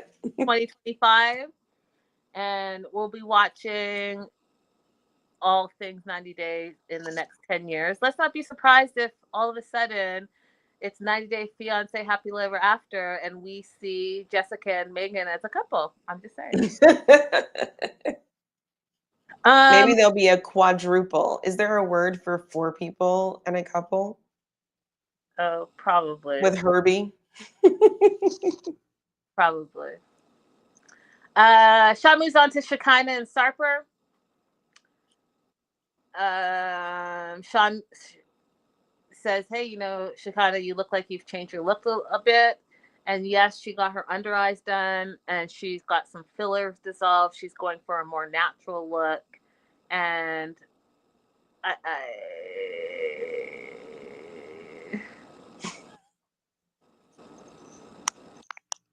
she's going for a more natural look to how she used to look originally, is what she said. And so, I guess I have questions about. Listen, I've said this from day one. I'm not against getting a nip and a tuck, all the things. If I wasn't so scared of like needles and all that stuff, I would totally get like a little boob lift, right? But these whole like extreme, like what's happening? The Darcys, the Stacy, Shekinah, Amani, and the list goes on. Like, walk me through how like you do all of this stuff to look a certain way, and then you're now starting to dissolve things because you want to look more natural. Like, tell me what is that? Like, just explain a little bit to me. And I also would love to talk to the doctors who are doing these surgeries, knowing that sometimes it's a disorder, right? You're always going to find the next thing that you think is wrong with you.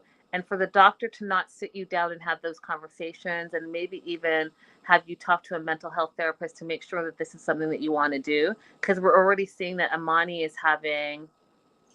she's going to have a meltdown, y'all, because she's already having an identity crisis because she doesn't know who she is. And she literally said that she did all this because she caved to social media pressures. And again, like, what role are the doctors playing? Like, yeah, you're getting your check, but are you worried about your patient's mental health or no? Mm-hmm. So that being said, she tells Sean, host Sean, um, that she's trying to go for a more natural look. Sean asks about their marriage, and Sarper says it's been a roller coaster ride. They didn't have a honeymoon. Shekinah is like, to this day, I don't even have an engagement ring. And it's been a mess. And I thought it was funny when because Matt's like, oh, when we first got married, I basically didn't have a pot in. So I just had like this $100 band. And Sarper turns to Matt and he's like, this is not about. Nobody asked them a single thing. Like, did they come here with the plan to be the most annoying people in the world? Because it seems like it. Listen, they're like, let me get my 15 minutes. Let me just weigh in on all the things. Yeah, it was so unnecessary. Nobody asked. Nobody cares. So they had an intimate, special wedding moment. They showed the little replay of their bedding. But now everything has changed after they got married. She kind of feels like Sarper has changed. The dynamic in the relationship has changed. And a lot of this has to do with traditional roles, right? So he's moved into her place. He's got into a depression because he likes to be in control and he can't be in control because he's an immigrant. He probably still doesn't have his green card, meaning he can't work. He, probably can't drive, even though he says that that's one of the things that's also bothering him.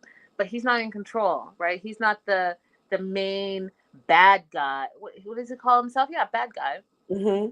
Now he has to really rely on Shekinah, and that dynamic he's not used to. So Right. it's creating an issue in their relationship, and is especially prevalent, you guys, in my opinion, when you have a very alpha male, and now he is seeing, guided or misguided, I can't say, but guided or misguided in his mind, that he is no longer the alpha and the woman is the alpha, and because he's from such a traditional society, he's having to come to terms with that, and he's not. That's my personal opinion. I think that's a really accurate and astute assessment of the situation. So he's also upset that, and he doesn't, quote, like the marriage because he has now new responsibilities and duties, including but not exclusive to taking out the garbage, walking the dog, doing the grocery shopping, carrying boxes, fixing things that are broken in the house. He does not appreciate that he has to do those things as a married man. I was like, not say you're alpha and then also be bitching about the things that are included in the alpha role. That's how they are nowadays, you guys. It's like these guys who ask for coffee dates. It's like, okay, you want a traditional spouse, but you're not attracting that by asking on a coffee date. Like, what do you really want? What do you really want? This guy told me I have a laundry service. This guy told me if we got married, I couldn't use my laundry service anymore. I said, why not? I'm paying for it on my own. Like, why wouldn't you, if you want me to stay home? This is back when I still had eggs left to give. No eggs left now. And I'm like, if you want me to stay home with kids, then why can I still have my laundry service if you're supposed to be a quote unquote traditional man? And then I found something out, like being on TikTok has actually made me learn so much about the world that I did not know, because I actually grew up with a traditional relationship. Like, my mom never paid bills. Okay. She found out how much the utilities were when my dad passed away. She never saw that bill before. Okay. So I grew up like that. And what I found out from being on TikTok, because I was so confused at first, I saw all these women who list themselves as stay-at-home mom, but they clearly are like working a part-time job from home, or they're selling stuff on TikTok. So I was like confused, like, why are you calling yourself a stay-at-home mom when you're making money to fund the bills of the house? It's not your fun money. You're making money because you're like, oh, I want to help pay the light bill. I want to help pay the mortgage. Like, I don't know. Why are you calling yourself a stay-at-home mom? And then I found out that they're just funding their husband's provider fantasy. Oof, that is deep. That's all it is.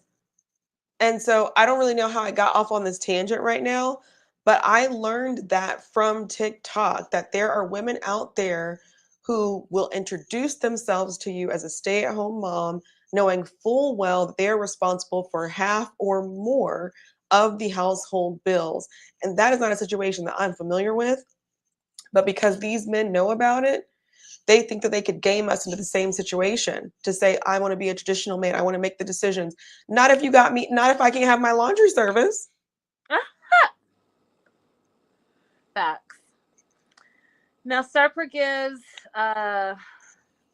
analogy about the butcher. Yes. And again, you guys, I died of laughter, and I'm gonna paraphrase it a little bit because we're on YouTube. But he said the saying is he'd rather not be dependent on a butcher. He'd rather cut his eggplant off and eat it. And being dependent is his biggest nightmare, and he is absolutely showing that to be true. One of the areas they're not struggling in is the boudoir. That's the best part of their relationship. And Sarper says this because he's good at it. And, they made the joke backstage where Greg was flirting with him. He's like, are you flirting with me? Are you going to be 2052? Or wait, 2552, whatever that number is, 2500 or 2000, but plus one Shekinah, plus one Greg. I thought that was. And Sarper really misses turkey. And no, this is the thing that we've talked about, and I'm glad that I caught myself. So, you guys, we've talked about it when we covered 90 Day Love in Paradise. We talked about it when we covered what's the show we just talked about today, Abby? Match Me Abroad. Match Me Abroad. Sometimes, y'all, you do not bring vacay bay home. We've warned you. We've told you that vacay bay is very different than permanent resident bay. Okay? Vacay bay is very, very different than citizen bay. You're different when you're on vacation than you are when you are at home and you're in the day-to-day grind.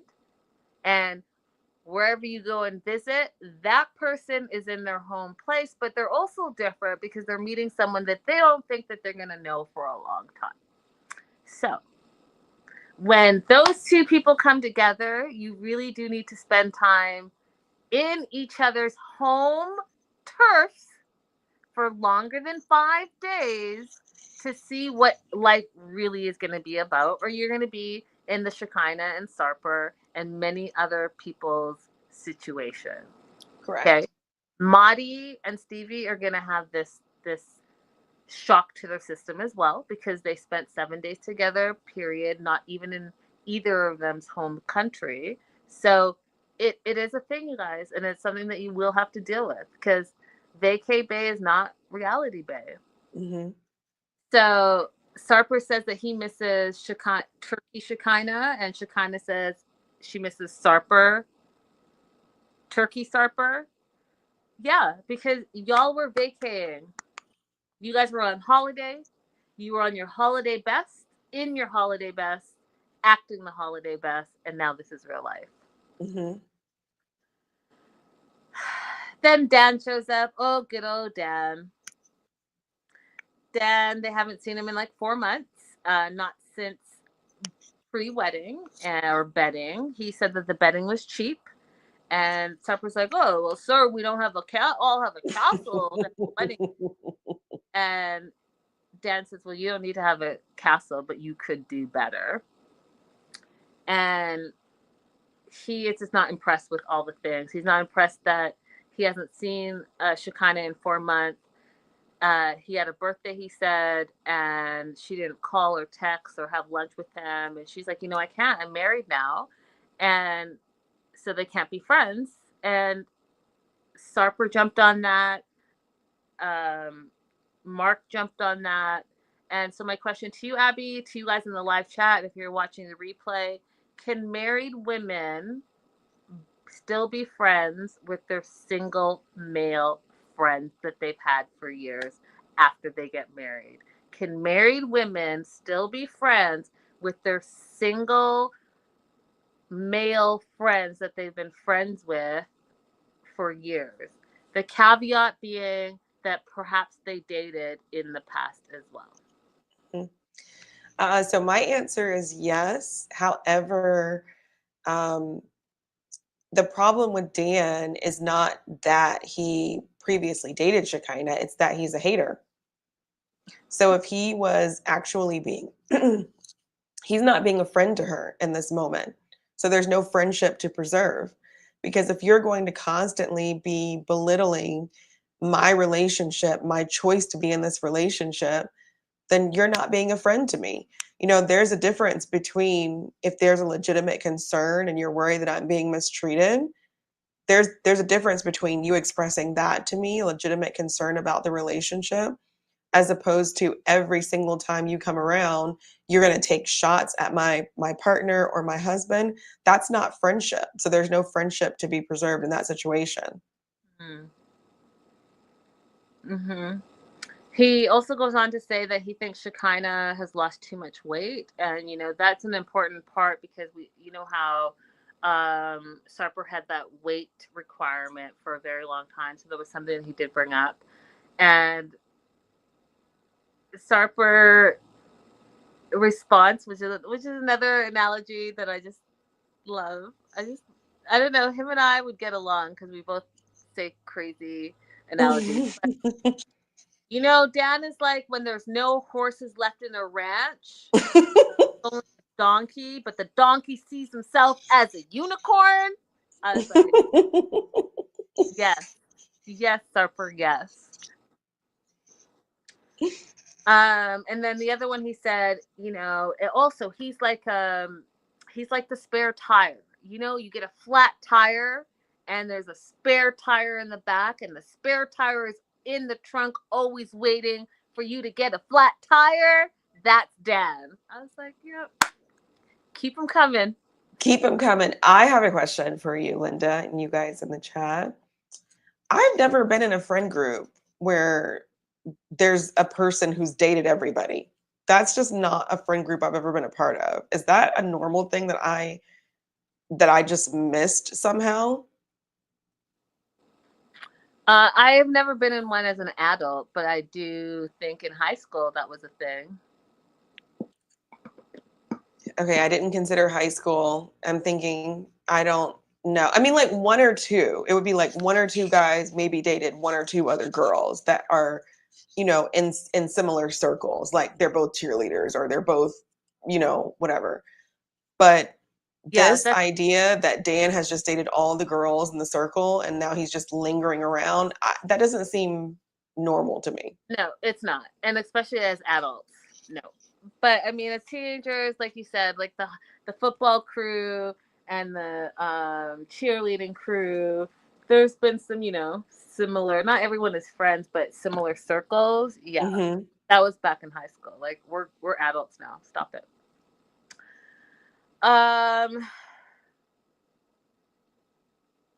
We find out that Sarper and Shekinah they got married. They had a huge fight. Shekinah kicked Sarper out of the house. He went and rented a house. He was gone for 10 days. And Sarper's like, I had to go. He left the ring, he left the air tag, and he bounced. And he went out and lived his best life. Yeah, it's not a good sign, you guys. Not even a month married. Stop it. And Dan goes on to say, getting into a fight doesn't mean getting on a flight, which was his tagline of the night. But he also went on to say that, part of having a successful relationship is you have to have respect. If you have no respect, there's no relationship. And he doesn't think that Sarper is 100% in love with Shekinah. He thinks it's more like 70%, and that's the problem. Moving on to Mark and Mina, we didn't cover them yet. We just got introduced to them. So all we can say is that Sean, the host, said hello to them. Mark said they have a perfect marriage. Mina is perfect. And we found out they left New Hampshire and moved to Boston, and she loves it there. That's all we know about them. We'll hear more from them in part 2. Mm-hmm. Matt, Amani, and Ani. Love triangle is what Sean called it. We find out that Amani is 6 weeks post-op. Again, she had a nose job, a temporal lift, a BBL, a mini tummy tuck, lipo.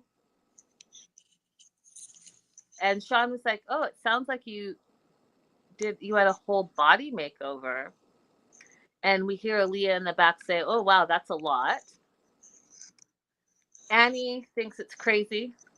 Amani's not proud of feeling pressure from social media to do all these things. Shekinah's like, "Why did you do it then?"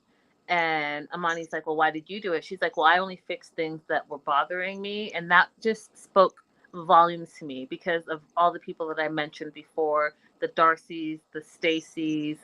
I think that, again, if you are not 100% secure in who you are, then going on national TV is only going to amplify that because people are, and then you're going to start comparing yourself to other people, and you see that this person, oh, they got their lips done. Well, maybe if I get my lips done, I'll feel a little better. Oh, maybe if I get a BBL, I'll feel a little bit better. Oh, maybe if I get my nose smaller, I'll feel a little better. Oh, maybe if I tuck my ear back a little bit, I'll feel better. Whatever it is, it goes on and on and on. But guess what? If you don't deal with the insecurity and whatever trauma and issues that are internally going on with you, then no amount of outer fixing is going to help you. And that's when you realize you've gone too far. And by then, you've gone too far. And then you're a Shekinah who is starting to dissolve things because she wants to be more natural and get back to what she normally or what she used to look like. Or you have an Amani who literally is regretting all the surgeries that she's gotten because now she's having an identity crisis because she doesn't know who she is. I do think Jessica brought up a great point. She's like, and you have daughters. You have 3 daughters, and your daughters are looking at you like, ooh, you hated who you are, but they look exactly what you used to look like. Right. And trying to tell them that they're beautiful, but they're not beautiful enough, because if they were, then you yourself would feel beautiful and you wouldn't have changed your entire appearance to look different and not like them. So it's a whole circle, you guys. Really something that you have to think about. Shekinah goes and says, well, what was the point of getting all this surgery if you are now having an identity crisis? And that's when Sean, the host, jumps in and says, I see there's some hostility between you two. What's going on? Shekinah explains how Amani reached out to her and said some things. And Amani's like, well, Shekinah's just thirsty for screen time. And Sarper calls Amani calculated because it goes back to Amani sliding into Shekinah's DMs saying, hey, we have some things in common, whatever, I'd like to be your friend. But, oh, by the way, I'm going to say some things on the tell-all that you should, just be aware of, right? That is calculated, Abby. That is calculated. That is not. That is calculated. And I don't care for Amani, but I will just say one thing that perhaps we should take into consideration. If she's 6 weeks post-op, she's probably still on painkillers. Perhaps some of this erratic behavior is not her actual personality, even though we've seen her personality and it's not great. Maybe some of it. What happened in the last 20 episodes then, Abby? Yeah, it wasn't great, but like this whole like reaching out to Shekinah and being one way and then switching up and say, I'm going to be saying negative things about you. And some of the things she's doing now, like when you're 6 weeks post-op from that much surgery, she's probably still swollen and still on painkillers. Now, she's still not somebody I'd want to be friends with, but I'm just putting it out there. No, she's exhibiting mean girl behavior, and I'm not liking it. She's been mean this whole season and erratic. Erratic, yeah. Erratic this whole season. She's a misogynist. Yeah, I mean, that's the very starting point. And then they were asked by Sean, the host, if they were still together. And this is when I just shook my head. Like, I just, what I'm not about to do is have another season of them, because it should have ended the way it ended, and I would have been okay with that, because this was some nonsense relationship. But apparently, they are still together. They spent Christmas and New Year's together. They spent Amani's daughter's birthday as a family in, I think, Mexico, they said. Again, I have pictures of it. I'll pop it up on the community page after our show.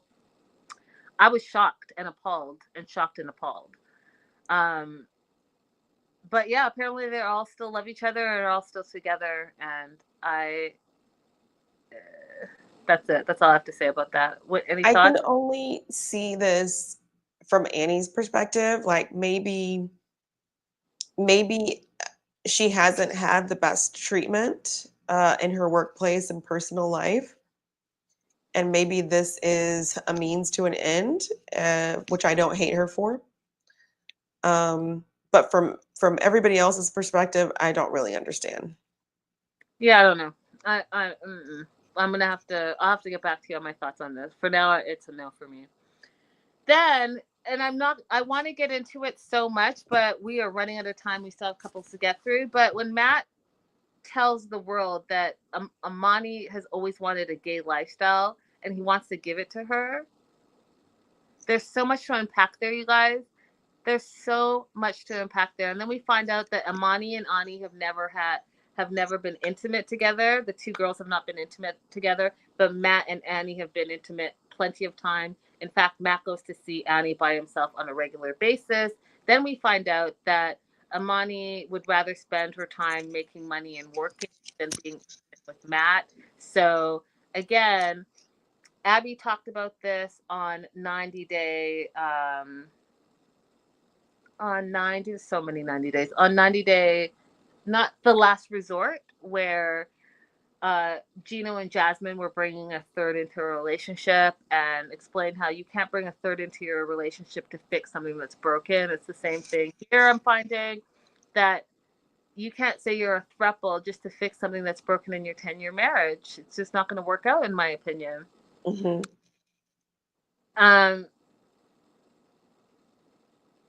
Matt and Ani apparently had an intervention with Amani when they felt that she wasn't looking like her best and that she was too skinny at one point.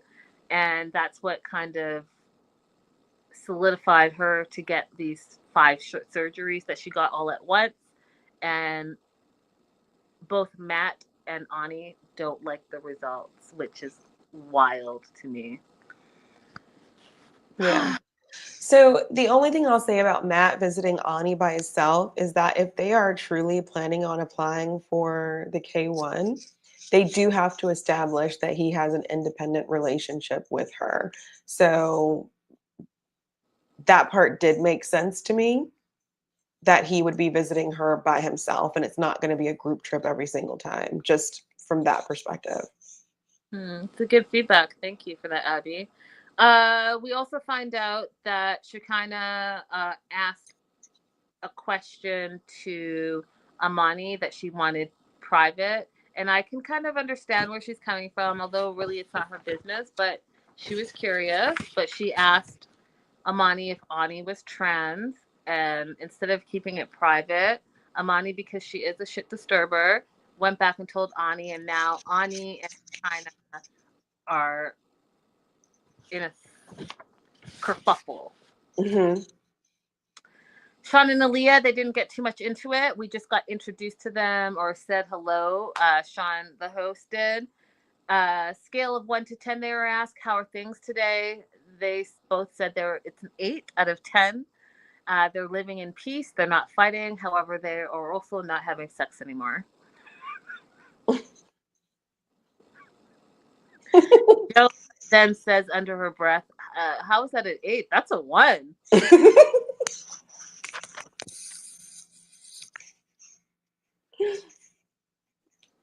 We'll get into it when we cover the part 2, you guys, but that is a lot. We didn't really get into Jessica and Juan. We just, again, Sean said hello to them. Jessica still hasn't learned Spanish. Shekinah says, well, why does it matter? he speaks English. I thought that was a very American-centered, narrow-minded way to think. Yeah, that was very much her projecting the fact that she's not planning on learning any Turkish. Yeah. And Sarper says, sometimes it's better not to talk at all. That was a good ad lib. See, Sarper has good additions to conversations. He does. Greg and Joan, and of course Lucille. Joan feels like they've been married forever. They are still living with Lucille. Joan feels like it's stressful because they have no privacy and it sometimes affects their intimacy. They bring out Big Ed, and all I have to say is, he looks rough. Rough. He did look rough, but I did agree with what he said. He likes them. However, he thinks that they should not be living with his mom. Recommends that Joan gives Greg 90 days for them to move out. It's a couple of things here. I agree with him. I think that at this point, like, even if you're not buying a place, you can rent a place. You have a job now, Greg, like, move out. You're closer to 40 than you are to 30. And the other part of me was like, but Ed used to live with his mom, and he used to live as he said, "Oh, I had my mom move in," but same thing when you were with Liz and Liz moved in. It was the three of you, so pot black. I don't know. Tells Joan to be a man, that he needs his own. Oh, excuse me. Tells Greg that he needs to be a man and that he needs his own space. Lucille comes out, and Lucille and Ed meet, and then there was a whole, I don't know, Greg called it sexual tension. There was a little chemistry there. Yeah, they went out for drinks after, and they were all hugged up, patting each other's behinds, the whole thing. Please, still, please, for the sake of all things that are good, please do not do this. Do not do it. Please. We've been on a reprieve from Ed. We do not want to see you with him. You can do so much better, because she did say that, she's open to finding her own person.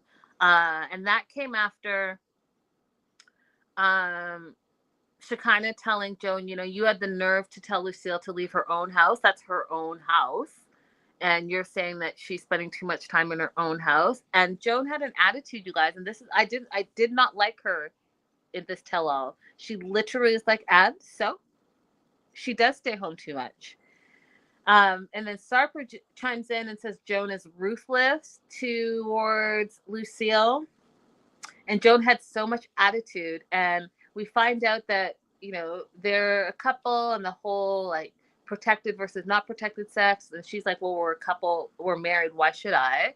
And then Joan was basically like, because I'm already supporting you guys. I don't want you to have a baby in my house, and then I have to support the baby too. And then so Shekinah made the point, you guys should wait till you have your own place before you start a family. I agree with that. I think you guys can't even support yourselves. Why are you bringing a poor innocent baby into this situation? Get on your feet, save some money, and friggin' move out of the house. And then when you actually can be on your own and know what it is to pay a light bill and a rent and a car payment and a gas payment and whatever, all the bills, all the grown-up bills, and you still think you can bring a kid into this world and support them, then do that. But don't make it Joan's burden, because you don't work, Joan. Your husband just barely got a job, and Lucille supports everyone in that house. So stop playing. If she's like, these are my boundaries, this is my limit, then you should respect that. And Joan was basically like, why should I? Yeah. So we've seen this before. We saw this before with Emily and Kobe, and we saw it before with Kalani and Asuelu. This is poor sex education. There are people who think that using contraceptives indicates that you're dirty or you're not faithful, as opposed to being a means of family planning. And the way that she was so defensive, we're married, why should I? We're married, why should I? I get the feeling she falls into that same camp of people who don't see contraceptives as proper family planning. They see them as for dirty people, for whores. Remember, Asuelu was like, he didn't want to use a condom because those are for dirty people. Mhm. So this is just like a failure of proper sexual education, because there is no reason why they shouldn't be using protection. They are not in a position to be having children right now, in my opinion. You know, some people don't mind having children in poverty and dire circumstances. I wouldn't want to do that. Yeah, no. At least you can be poor, but be poor with a roof over your own head. Period. Sick of y'all. Joan, don't make me hate you in the tell all part 2, because this was not your best look. Do better and be better. Yeah. And I also want Shekinah and Serper, I do think they were asking very good questions, but the questions need to be directed to Joan and Greg. Like singling out Joan to be responsible for contraception, I don't like it. I don't like when the burden is put on women only to have that job, that our bodies have to be the sacrifice for it. You can have a vasectomy as well. It can be reversed, or you can do IVF. I mean, I agree with you. However, it was Joan that had the bad attitude on this She tell-all. did. She did. But She did. It was not likable at all, the way that she thinks she can run this other woman's house. And it just reminded me of when she said earlier, in one of the early on episodes, that she didn't actually realize, even though Greg told her, I live with my mom, I don't have a job, she didn't really believe the words he was saying, because she was like, but he's American. All Americans have X, Y, and Z. You know what I mean? yep. So I think she still has this ridiculous idea of we can get a house at some point. This man just started working. Yep. That's not how you get a house here, honey. Some of us, you still don't have houses like that. You know how much a house costs in the land of the, what is it? The land of the what? Warm and free? I don't Land know. of the free, home of the brave. Yeah, there's no recognition on her part of how hard it would be to get a house. Like somebody asked, like, oh, do you think that if you got pregnant, it would like make him more motivated to move out? And she was like, yeah, I think it would help. No, ma'am. All of the assumptions that you're making are wrong, and you're not listening to the words that people are telling you. You have a made up version of the United States in your head that simply is not true. And the sooner you break away from that made up version and accept the reality that you're living in, the better off you'll be. 100%. Last little part, they were on break and on lunch, so I'm just going to call it break. Shekinah and Sarper fighting. Sarper feels like they were enemies towards each other. She feels like he's not a supportive partner. So they're fighting backstage, and he tells her she's moody, and if she continues to be moody, she's going to lose him, and she'll regret it like a dog. He also goes on to say that she's spoiled. Everyone hears that they're fighting. I just, I don't like when fights are not about what the fight is. Like, I don't like the name calling and the degrading and all of that. Mm-hmm, I, mm-hmm. I never have. Like, I just have never been. I would rather walk away from the situation than have a stupid fight and say things that you're going to regret. Fight about what the fight is about. And at our grown age, we can disagree without being hurtful and spiteful. Correct. That's just my 2 cents. I agree. I wrote down again, because Jessica's the one that brought it up again, that her and Megan kissed at the bachelorette party, amongst other times. At lunch, Maddie is asking for advice backstage to Sean about sexuality, and Stevie comes in, everyone gets quiet. Again, to me, that is not a sign of a healthy relationship when you can't be open and honest in front of your partner. Wild to me. Right. I also just want to say something about Maddie's question. I guess the reason why part of questioning her sexuality is just rubbing me the wrong way a little bit is because do you think she's a cheater or do you not think she's a cheater? Because he's asking Sean, did you feel like you always wanted men basically inside of your relationship when you were married to a woman? And that's not really the point. The point is, do you have a faithful partner or do you not have a faithful partner? Right? Because whether he desired a man or not in the relationship, or he desired a woman or not in the relationship, the point is, are you going to step out of the relationship and cheat on me, regardless of what the desire is? And I think that we're getting unnecessarily bogged down, or not we, but Madi is getting unnecessarily bogged down in what the desire is as opposed to the faithfulness. Yeah, but again, he is also coming from a very traditional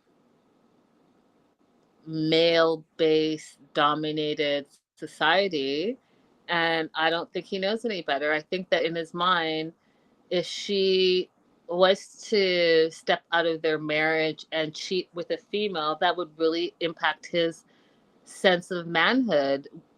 And not that it should, but that's what it would be. And so I think his fear is in his single-minded way of thinking. And I think that in time he'll have to learn, but I don't even think he's going to learn that in Mississippi, because that's not far off from where he grew up. Yeah, but I will say I appreciate the fact that Madi is like, oh, here's someone I can ask this question to. And he's like identified a potential resource, as opposed to other people who grew up the way that he did might recoil from people like Sean and not try to have a friendship and reach for understanding. So he is reaching for understanding. And I do appreciate that he's trying that.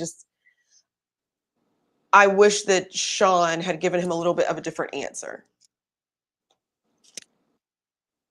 I wish they had more time, right? Because then they all stopped talking once Stevie came in. I feel like there could have been more time to explore what the answer would be. Correct. That being said, you guys, that we are almost caught up. We have one more episode for this season before we move on to our next series. Thank you guys so much for being here. My apologies, and thank you guys for hanging in there with all of the technical difficulties that I've been having as of such. Please do like and subscribe, and we will see you guys in a few days. Don't forget to comment and interact with us, and we will definitely check the comments, and we'll see you guys very soon. Abby, I'm going to end. I don't know what it's going to look like now. I know we usually have our behind stuff, but I don't know on my phone what that's going to look like. So that's all right. We'll see you guys next time. Bye. Bye-bye.